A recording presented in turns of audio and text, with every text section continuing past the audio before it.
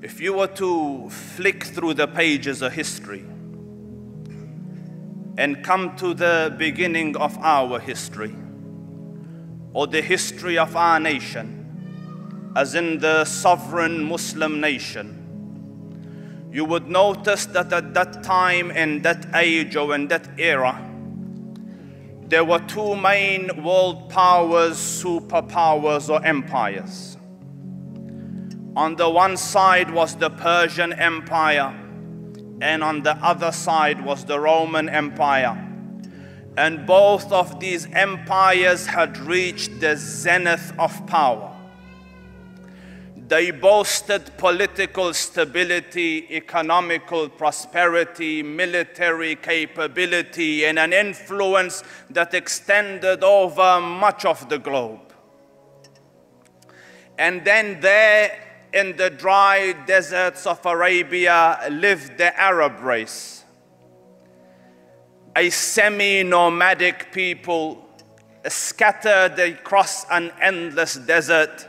Their land was harsh, their climate difficult, their land barren, their people scattered, disunited, uneducated, undisciplined. And on the earth of God, it would be accurate to say that they had nothing going for them. So much so that the great conquerors of the past passed them by and didn't even look twice at them. They didn't even consider them a people worthy of conquest.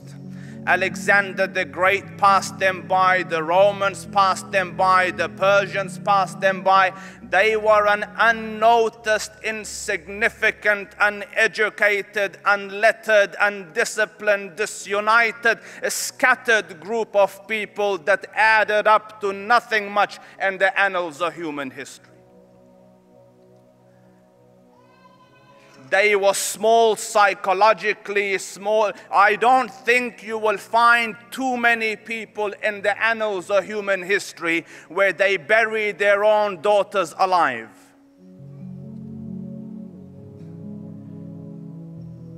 Politically, they thought small, they aimed small. One of their greatest men, you know, this is later on, but the reference that I am giving here is in his days before Islam. A man came and asked him, Ya Umar, what is your biggest aim in life? What is your biggest goal in life? What do you want to achieve in life? What do you live for? He said, I wish that if I could have a herd of camels, that I could breed and milk and live off that comfortably. That is my aim in life.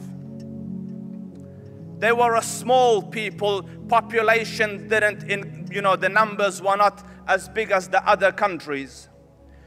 And yet Allah Rabbul Izzah chose and preferred this unnoticed, undisciplined, disunited, uneducated, scattered group of people to become the primary promoters and propagators of the one true religion of God. And I study history and I contemplate deeply about it, and for the life of me I am thinking, Ya Rab, the Romans were there, the Persians were there, armies were there, governments were there, governance were there, pomp was there, ceremony was there, and you opt for this unnoticed, disunited, undisciplined, uneducated group of people to become the custodians and the promoters and propagators of the salvation of the human nation.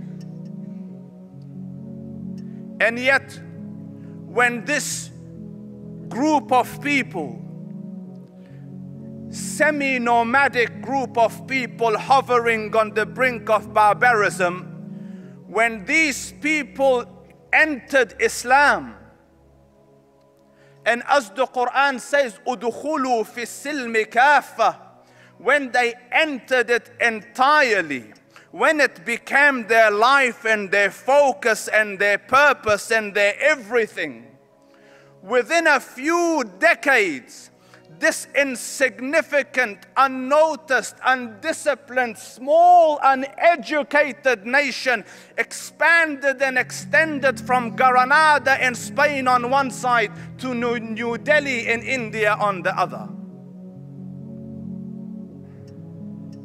History is making a point here. My Lord is teaching a lesson here. And that point in that lesson is this: that you can be the lowest of low, the most insignificant, unimportant, undisciplined, disunited nation on the face of this earth. But if you were to cling to this rope of Allah, وَاعْتَصِمُوا بِحَبْلِ اللَّهِ جَمِيعًا, you will reach the pinnacles of human achievement. There is not a second truth beyond this. And so far as they held on to this deen, there was not another nation that could show light to them. History calls them the torchbearers of light and education. At the time the Prophet came, sallallahu alaihi wasallam, to Mecca, the historians record that there were 18 people that could read and write in the whole of Mecca. 18. By the time the Prophet left, Arabia had become teachers of the world. And that same Umar ibn al-Khattab radiyallahu anhu, who yesterday wanted to have a herd of camels, they ask him now after Islam, Ya Umar, what is your goal? What is your purpose? What's the mission of your life? What do you want to live for? He says, I want to struggle till the deen of Muhammad reaches every corner of the globe.